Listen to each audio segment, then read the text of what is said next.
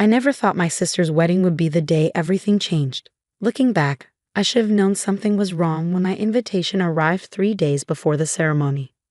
Kitchen staff entrance only, it read in elegant gold script with a crude arrow drawn pointing to the back of the venue. My sister Victoria had always been the golden child.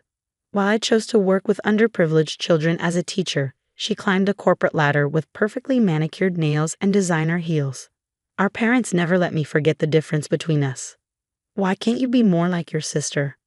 Mom would say, shaking her head at my simple clothes and practical shoes. "Look at her, engaged to James Anderson, CEO of Anderson Industries. And what do you have to show for yourself?" What they didn't know was that I had plenty to show, just not in ways they could understand. My small apartment might not be impressive, but the smiles of my students when they finally grasp a difficult concept, those are worth more than any luxury condo. Still, I went to the wedding. Victoria was my sister, after all, even as she'd grown more distant since getting engaged to James. I put on my best dress, not designer, but elegant in its simplicity, and drove my old Honda Civic to the Grand Plaza Hotel. The security guard at the main entrance took one look at my invitation and pointed to the back. "Service entrance only," he said gruffly. I found myself walking through the hotel's kitchen, dodging busy staff preparing for what was clearly going to be an extravagant reception.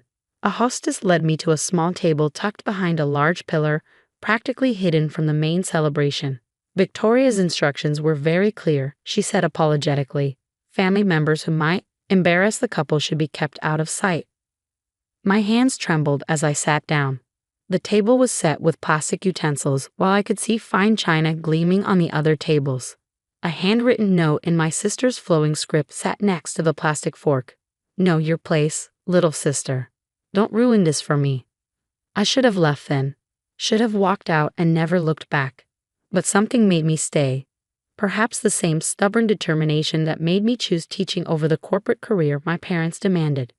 The ceremony was beautiful, of course. I watched from my hidden corner as Victoria floated down the aisle in a gown that probably cost more than my yearly salary. James Anderson waited at the altar, tall and distinguished in his custom tuxedo. He was handsome in that polished way that Grace magazine covers, but something about his expression seemed strained. Then he saw me. In that moment, as his eyes met mine across the crowded room, James Anderson, CEO of Anderson Industries, did something completely unexpected. He dropped his wedding ring. The small golden band made a distinct ping as it hit the marble floor and rolled, coming to rest right at my feet. As I bent to pick it up, memories from 15 years ago came flooding back. I was 19, working my way through college at a small coffee shop in Boston. He was 22, a regular customer who always ordered the same thing: black coffee, no sugar. Back then, he wasn't James Anderson, CEO. He was just Jamie, a graduate student with dreams of changing the world through ethical business practices. We'd spent 6 beautiful months together, sharing dreams and plans for the future. He wanted to revolutionize corporate responsibility. I wanted to teach. We talked about combining our passions somehow, maybe starting a foundation for education. Then he disappeared. No explanation, no goodbye. Just vanished from my life completely. I tried to find him, but it was like he never existed. A year later, I saw his photo in a business magazine. James Anderson, heir to Anderson Industries, engaged to a wealthy socialite. My heart broke all over again. Now here he was, staring at me like he'd seen a ghost, while my sister, his bride, watched in confusion. "Jamie," I whispered, holding out his wedding ring. The color drained from his face. Victoria's perfectly plucked eyebrows furrowed in confusion. "James, darling, do you know my pathetic little sister?" But James wasn't looking at his bride anymore. His eyes were fixed on my left hand, where I still wore the small silver ring he'd given me 15 years ago at that coffee shop in Boston. The one with the inscription, "To my Emma who taught me what really matters." "Emma," he breathed, and in that one word, I heard 15 years of regret. Victoria's voice turned sharp. "James, what's going on?" Before he could answer, a distinguished older man rose from the front row. Richard Anderson Sr., James's father and founder of Anderson Industries. His face was thunderous as he approached the altar. "Son," his voice carried across the suddenly silent room. "Please tell me this isn't the same Emma." The same Emma. The words hung in the air like storm clouds. What did he mean, the same Emma? James straightened his spine, and for a moment, I saw the Jamie I used to know, the one who wanted to change the world. Yes, father, he said clearly. This is Emma Chen, the woman you paid $5 million to disappear 15 years ago. The room erupted in chaos. Victoria's perfect wedding dissolved into chaos. Guests began whispering, phones recording everything. My sister's face had turned an interesting shade of red that clashed horribly with her white dress. $5 million? I stood up slowly, my teacher's salary suddenly feeling very different. You paid me to disappear? Richard Anderson Sr. straightened his expensive tie. I paid your mother. She assured me you'd never contact James again. Said you agreed it was for the best. My mother. Of course. The pieces started falling into place. Mom's sudden insistence that I transfer universities that year, the mysterious deposit in my college fund, her constant reminders that James, was out of my league. You knew? I turned to my mother, who was trying to disappear into her seat. You took money to separate us? It was for your own good. Mom stood, her designer dress rustling. Look at you, a teacher living in a tiny apartment. James needed someone who could understand his world. Victoria was perfect for him. Perfect. James laughed bitterly. Perfect for the company image, you mean? Just like that socialite you tried to set me up with after Emma left. Did you tell Victoria about that too, father? How you've been orchestrating my relationships for 15 years? Victoria finally found her voice. James, darling, surely you're not comparing my worthless sister to me. I mean, look at her dress, it's not even designer. No, James said quietly, it's handmade.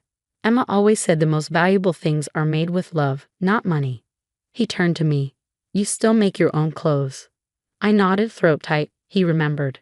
This is ridiculous. Richard Anderson Sr. boomed. Son, you have responsibilities. The merger with Victoria's father's company. The merger? James's voice turned cold. Is that what this wedding is really about, father? Another business deal? Victoria went pale. What do you mean, a business deal? Oh, didn't you know? James turned to her. Your father's company is failing. This marriage would save it. That's why he pushed so hard for you to date me, isn't it? Victoria's father jumped up. Now see here. But James wasn't finished. He reached into his tuxedo jacket and pulled out a USB drive.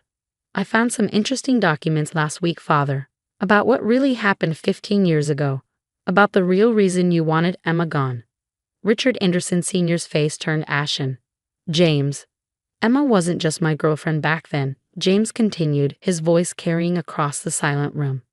She was also volunteering at a youth center in South Boston, a youth center that was about to be demolished for one of our developments, a development that would have displaced hundreds of families. I remembered that fight. The community had been organizing protests, and I'd been helping them. James had been supportive, even talked about finding alternative locations for the development. Emma was organizing the community, James went on. She was good at it too, really good. The media was starting to pay attention. If that development had failed, it would have cost the company millions. But more importantly, it would have shown that Anderson Industries could be beaten. That's why she had to go, isn't it, father? Richard Anderson Sr. collapsed into his chair. So you paid her mother to make her disappear. James's voice was ice. You destroyed evidence of our relationship. You even donated to her new university to ensure she'd be accepted for a transfer. Also perfectly arranged. I did what was necessary for the company, his father muttered. The company? James laughed. The company that's now mine? He turned to the shocked guests. Oh yes, as of last week, I'm the majority shareholder. Father signed over control as an early wedding gift. Ironic, isn't it? He walked over to me, ignoring Victoria's squeak of protest. Emma, he said softly, I spent 15 years thinking you'd abandoned me. 15 years trying to be the son my father wanted. Then last week, I found these documents and I finally understood. I was going to stop the wedding. But then I saw your name on the guest list. Seated in the kitchen, I added dryly. Of course, he smiled. Victoria always did have a flair for drama. He turned to my sister. The wedding's off, by the way. You might want to check your father's company's financials before he tries to arrange another merger. Victoria screamed, throwing her bouquet at us. It hit a champagne pyramid instead, sending crystal glasses crashing to the floor. As my first act as CEO, James announced over the chaos. Anderson Industries is establishing a $100 million foundation for educational initiatives in underserved communities. He looked at me. We need a director who understands both education and community organizing. Interested? My mother jumped up. Emma, darling, I always knew you had potential. Save it, I cut her off. I think you've done enough helping for one lifetime. I turned to James. The foundation job, does it come with a corner office? He grinned. Only if you'll have dinner with me first. I know this little coffee shop in Boston. You can't do this, Victoria shrieked. Daddy, do something. But her father was already rushing out, phone in hand, probably calling his accountant. Richard Anderson Sr. stood up shakily. Son, think about what you're doing. Oh, I have, Father. For 15 years. James took my hand. The company's image could use some updating, don't you think? Less corporate greed, more social responsibility. Emma always said the measure of success isn't how much money you make, but how many lives you improve. My sister launched into another screaming fit, but I barely heard her. I was looking at the small silver ring I'd never taken off, remembering a young man in a coffee shop who wanted to change the world. You kept it, James said softly, touching the ring. You came back, I replied. 6 months later, the Anderson Chen Educational Foundation had already funded 50 community programs. Victoria eventually married a minor European prince, who, ironically, believed in socialist policies. My parents suddenly became very interested in charitable giving, though their invitations to family events mysteriously get lost in the mail. Richard Anderson Sr. retired to a villa in Italy, though he did send a surprisingly heartfelt letter of apology. I framed it next to the newspaper article about our foundation's launch.